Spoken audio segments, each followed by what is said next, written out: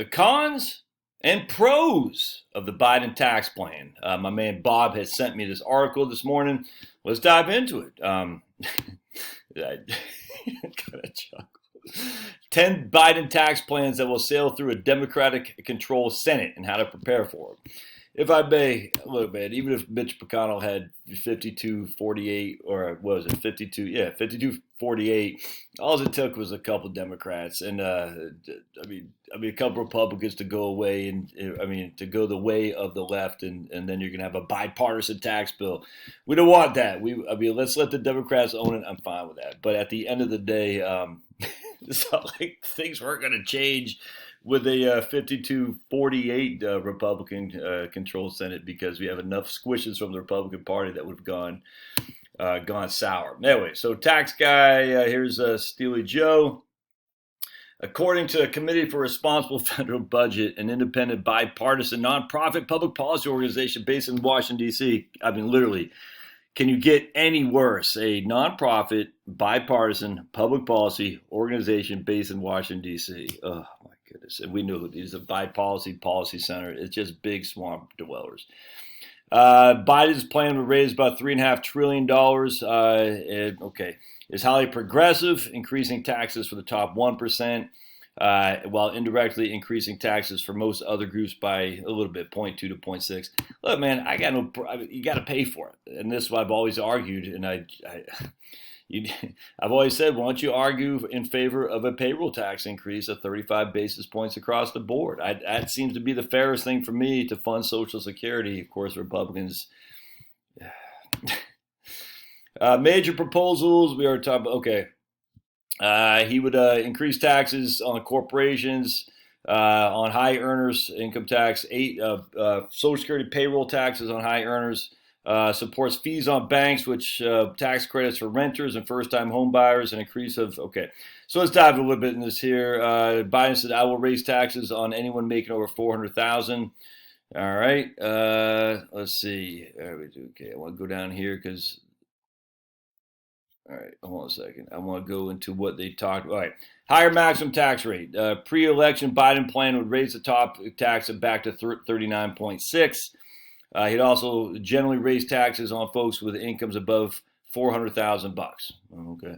Itemized deductions. He would limit the tax benefits of itemized deductions to 28% for upper income individuals. Man, I tell you, I don't have any problem with that, man. I don't. I mean, this doesn't bother me the least.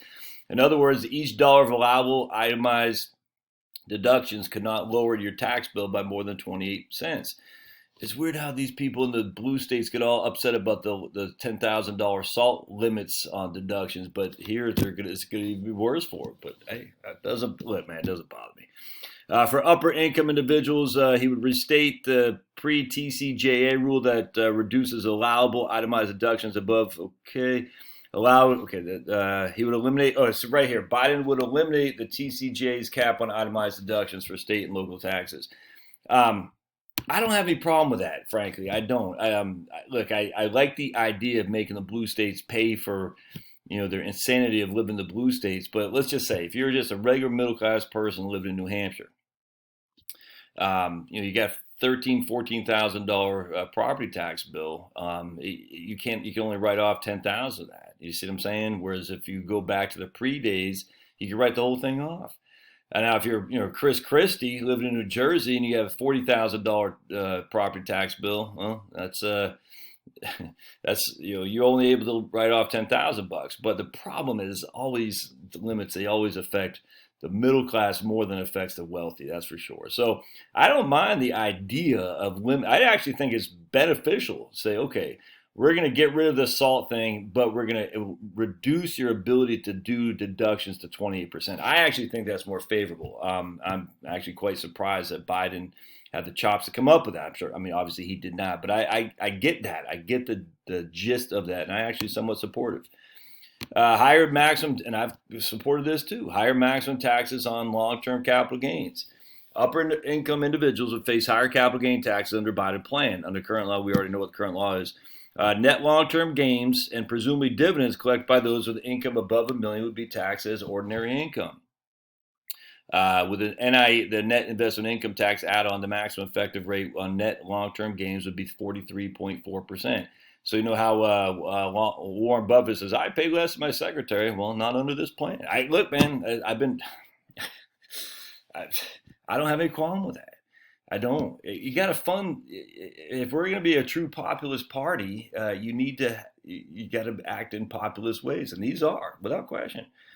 Higher Social Security taxes. I don't. This is always the bugaboo for me because they act as if, oh my goodness, just raise the rate on Social Security.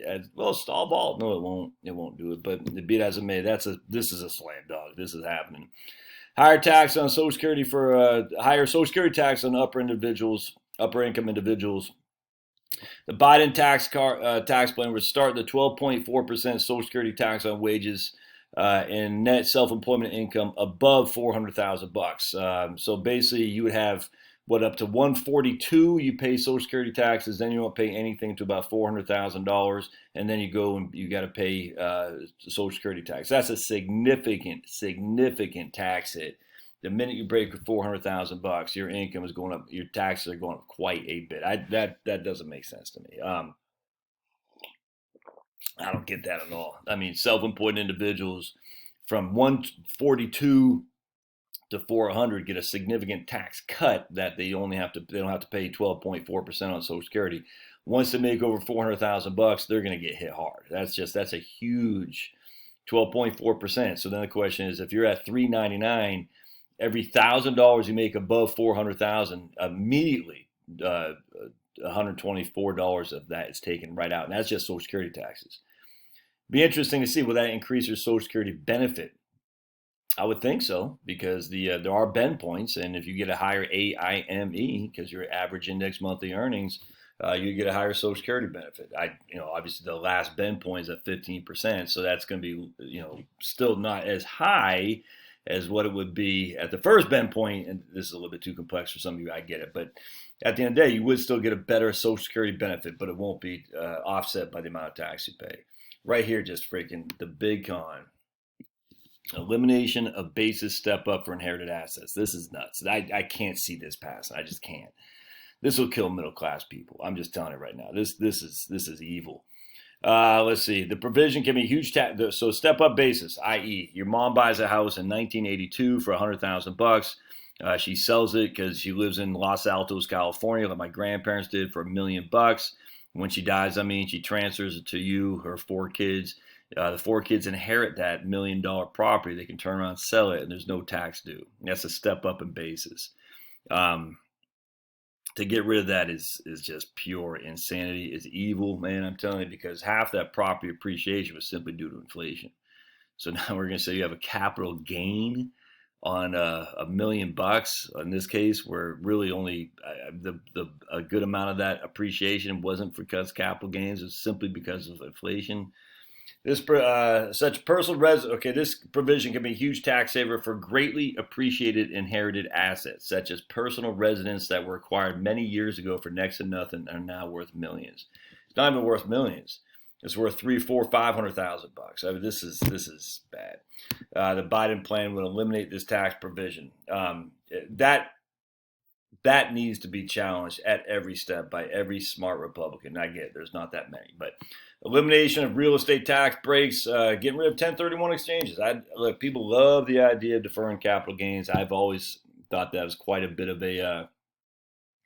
Look, I get it. There are some times where it works, but people get way too wrapped up in 1031 exchanges. So I don't know. Obama was and don't forget, Obama was going to get rid of things called GRATs, grant or retained annuity trust, and I don't think he did. I think there's a 2-year GRAT. I can't remember if he got rid of that or not. But 5 and 10-year GRATs are still out there. I don't think this is going to come down the pike. The real estate lobby is big and they are brutal. Just look at Fannie Mae. Look at tax deductions on real estate purchases, mortgage interest. That's not going to happen. Increased child and dependent care credits. Under current law, parents can collect a credit of up to $2,000 for each under age 13 qualifying child, which I have none in it now. It's refundable credit, which means you don't have to have any federal tax liability to collect the credit. In other words, the child credit is free money. Under current law, let's see, the Biden plan would increase the maximum refundable credit for $4,000 for one child and $8,000 for two. Families making between $125 and $400 would receive reduced credits. I'll establish new credit for 5,000 informal caregivers. Look, man, we need children. This is I got no qualm with that. I got no qualm. I know the EITC gets abused. I get it, but man, having kids, I like. We're still a country that encourages children, childbirth, parents, and that's a good thing. New credits for home buyers and renters. Refundable tax credit. Refundable tax credit of $15,000 for eligible first-time home buyers.